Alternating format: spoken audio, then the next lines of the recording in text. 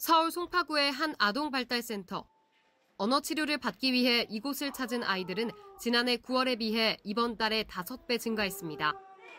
코로나19 이후 마스크 착용 등으로 입모양이 보이지 않아 유아기 언어 습득이 느려지고 있습니다.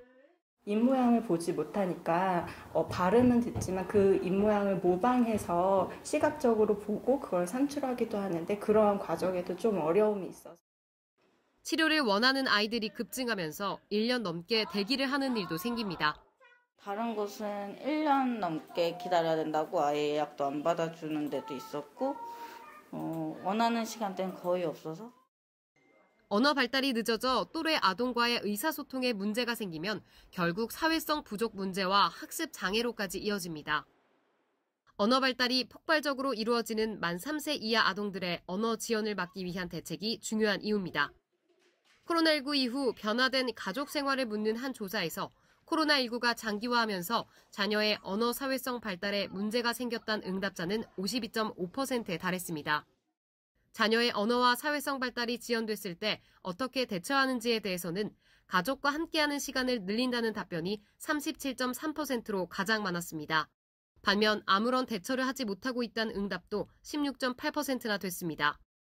학교를 가지 못하는 상황에서 가정 내에서 충분한 언어 자극이 주어진다면 발달에 큰 문제가 없겠지만 잘 대처하지 못하면 발달 격차는 더 커질 수 있습니다. 대책이 없다. 그러니까 어떻게 해야 될지 모르겠다라는 분도 굉장히 많습니다. 그러한 가정 같은 경우는 사실은 점점 더 이 언어 발달 지원과 요새 이 정보가 홍수화되는 이 세대에 사는 아이들에 비해서는 격차가 점점 더 벌어질 수 있습니다. 치료 현장에서는 언어 자극을 충분히 받지 못하는 아이들을 위해 언어 치료 서비스를 받을 수 있도록 한시적으로 보조금 제도를 확대할 필요가 있다고 말합니다. 발달장애 아동이라든지 취약계층 아동을 대상으로 하는 이 바우처 제도를 조금 더 대상과 범위를 넓혀서 적용해서 적극적인 프로그램을 하도록 하는 것도 중요하고 학교 프로그램이나 어린이집 유치원 영유아 프로그램도 강구를 해서 시행을 하는 게 필요할 것 같습니다. 말을 배워야 할 중요한 때 팬데믹을 경험하고 있는 말문 막힌 아이들. 이들이 자신의 언어를 찾을 수 있도록 앞으로도 계속해서 각별한 관심이 필요합니다. TBS 최양지입니다.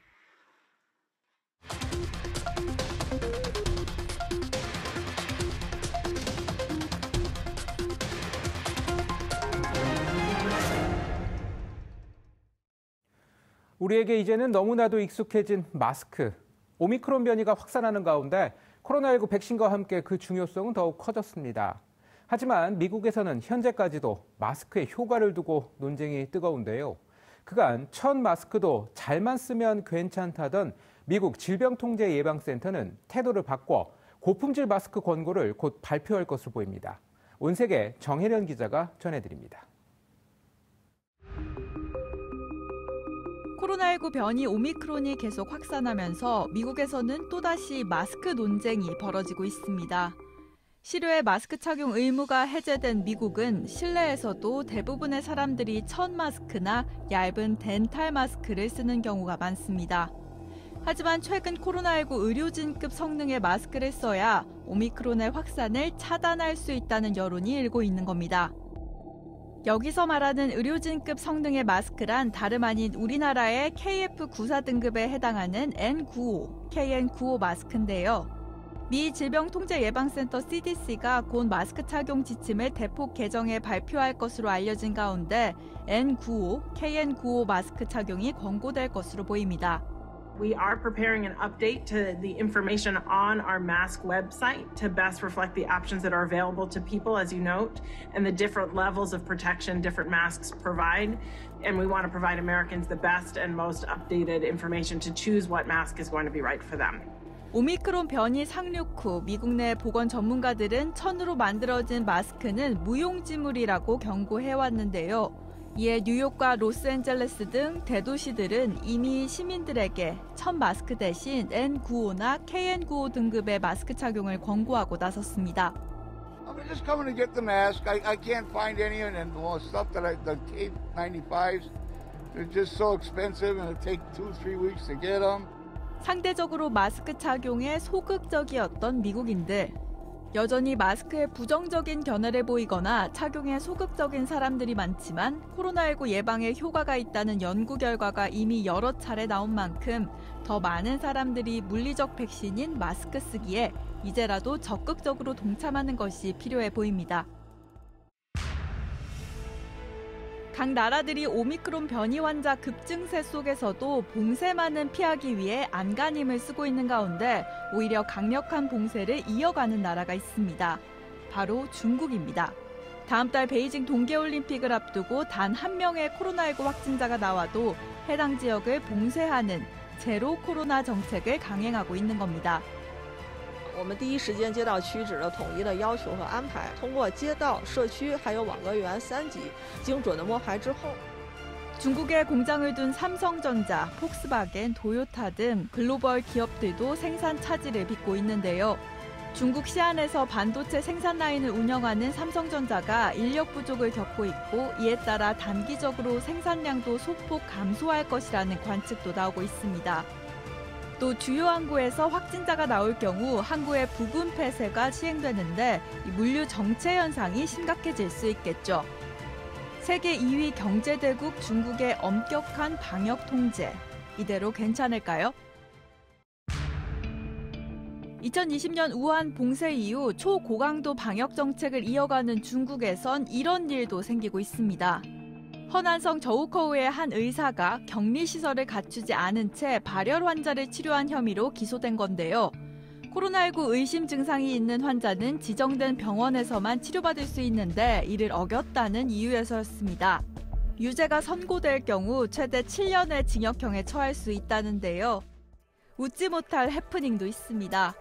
소개팅 식사 초대를 받아 상대 남성의 집에 갔다가 봉쇄 조치가 내려지면서 남성의 집에 갇혀 있게 됐다는 사연이 SNS에 올라오는가 하면 공유 자동차를 빌렸다 예고 없는 봉쇄로 차를 반납하지 못해 연체료 폭탄을 맞은 경우도 소개되고 있습니다. 지금까지 온세계 정혜련이었습니다.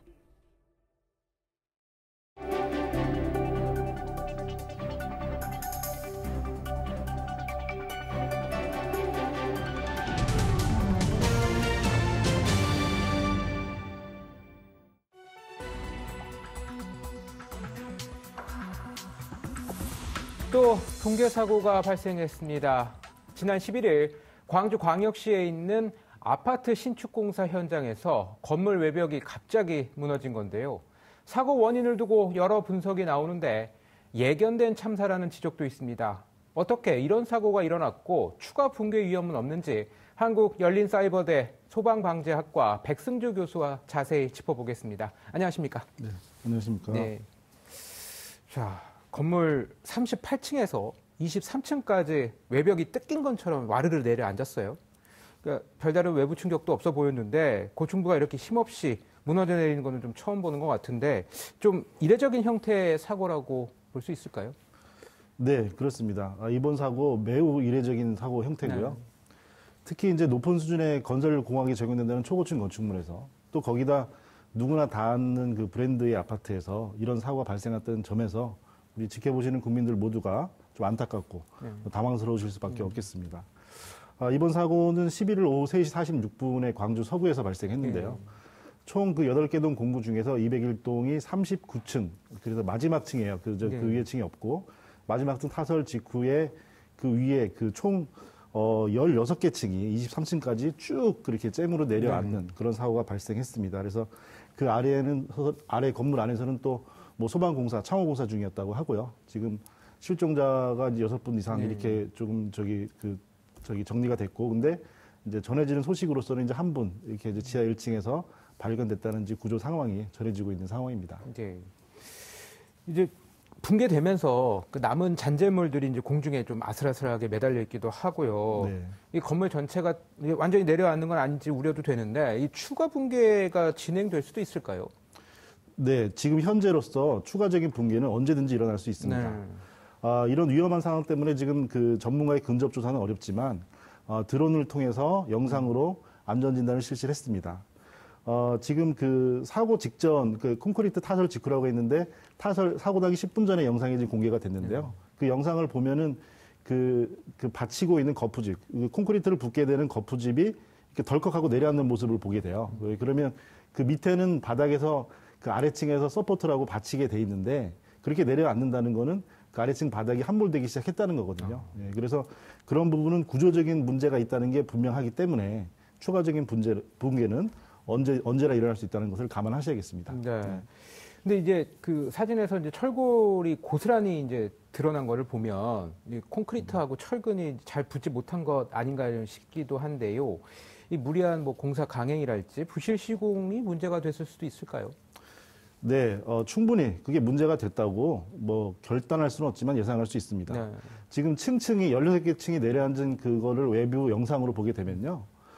좀 특이하게 제가 좀 보여지는 부분은 그 바닥 슬라브, 바닥 구조가 무너지면서 약 10개 층 정도가 단면이 노출이 됐는데 그 단면에서 그 철근들이 이 콘크리트와 함께 절단되지가 않고 막 5m, 6m 정도가 이렇게 길게 꼭 무슨 발라내듯이 그렇게 돼 있거든요. 이제 그거는 눈에 보이는 10여 개 층 정도만 해도 이 콘크리트와 철근의 어떤 결속 상태가 온전하지 않았다는 것을 반증하거든요. 그래서 그런 부분이 좀 특이한 그런 상황입니다. 네. 이 해당 아파트가 어떤 방식으로 지어지고 있는지도 좀 살펴볼 필요가 있겠는데요. 이 설계나 공법상 하자 뭐 이런 한계 가능성도 있다고 보시나요? 네, 그렇습니다. 이게 이런 사고는 여러 가지 복합적인 원인일 수가 있는데요. 공법과 설계에서는 지금 이런 주상복합 건축물은 저층부는 이제 그 기둥과 볼을 두는 라멘식 구조를 쓰고 지상층은 벽식 구조나 무량판 구조를 쓰게 됩니다. 그 무량판 구조는 여기가 이제 적용했는데요. 최근 건설사들이 많이 선호하는 구조이긴 한데요. 무량판 구조는 이제 장점이 무량판 이름에서처럼 대들보가 없이 그 바닥에서의 하중을 대들보가 중간에서 전달하는 게 아니고 바로 벽으로 전달을 하게 됩니다. 그러다 보니까 내부 공간 활용이 좋고요.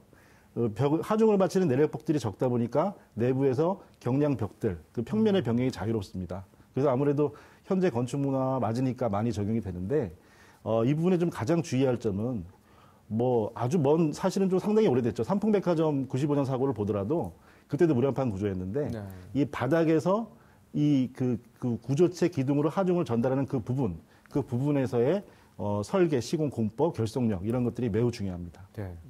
그런데 이제 그 공사장 인근 주민들이 공사 초기부터 이제 안전 문제로 민원을 많이 제기했다고 해요. 네. 그 때문에 이제 관계기관의 관리 감독이 제대로 이루어지는지도 좀 의문스럽고요. 관할구청에서는 착공 전에 시공사에 이제 안전관리계획서 보완 요청을 수차례 한 것으로 알려졌는데 이 부분은 좀 어떻게 봐야 될까요?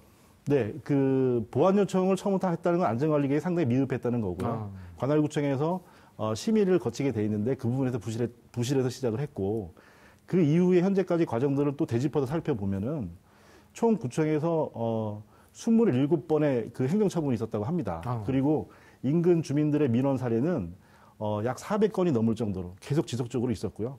그럼에도 불구하고 이 부분에 대해서 뭐 적극적으로 대응하고 조치를 한 게 아니고 민원 사례나 처벌 사례를 보면 4건, 7건 이렇게 반복되는 사례들이 있습니다. 네, 특히나 작년에 한 20층 정도 올라갔을 때는 그 낙하물들, 뭐 콘크리트를 결속하는 핀, 콘크리트 조각 이런 것들은 지금 오늘과 같은 11일과 같은 구조체 공사 중에 발생하는 잔여물이거든요. 그런 것들이 공사장 밖으로 막 떨어져서 그 길로 떨어져서 그 시민들이 많이 항의를 하고 또 그 의회에서 현장을 방문해서 중재까지 하는 그런 일이 있었다고 하니까 시작부터 계획부터 지금까지 계속 이렇게 안전에는 좀 이렇게 신경을 안 쓰지 않았나 이렇게 생각해 볼 수 있겠습니다. 그런데 이제 지난해 6월에도 또 광주 철거 현장 붕괴 사고 때 시공사도 우연일지 모르겠지만 이제 현대산업개발이었고 이번에도 그렇습니다. 이게 같은 업체에서 단시간에 이제 비슷한 사고가 발생한 건 뭐 어떤 구조적인 문제가 있다고 봐야 될까요? 네, 뭐 지탄의 대상을 찾는다고 할 수도 있겠지만 또 반대로 우리가 안전을 위한 관점을 생각을 해보면 연이은 사고가 공통점이 발견된다면 그 공통점이 원인과 관련될 가능성은 높은 것은 사실입니다. 공기 달성이 지금 이렇게 무리하게 서두른 게 아닌가 하는 그런 의심이 있으니까 공기 달성이 빠른 상태라 그렇게 촉박하지 않게 운영을 했다는 시공사 측 변론이 있었는데요. 또 이걸 반대로 되짚어 보면 공기 달성을 왜 굳이 빠르게 했을지 그런 부분에서는 필요 없이 공기를 앞당기지 않았는지 불필요하게 이런 부분은 과거에 공기를 단축하고 이를 빨리 성과를 내는 것이 어떤 능력인 것처럼 인정되는 구태의 관습이 이 현장이나 아니면 회사나 이 업계에 또 만연하지 않았는지 이렇게 되짚어 볼 필요가 있겠습니다. 네, 근데 이게 마지막으로 질문을 좀 하나 드리자면 이 붕괴한 아파트 이제 어떻게 돼야 될까요? 그 이용석 광주시장이 오늘 뭐 안전에 문제가 있으면 완전 철거하겠다 이런 뭐 발언도 했었는데 이게 사후 처리는 좀 어떻게 해야 될지요?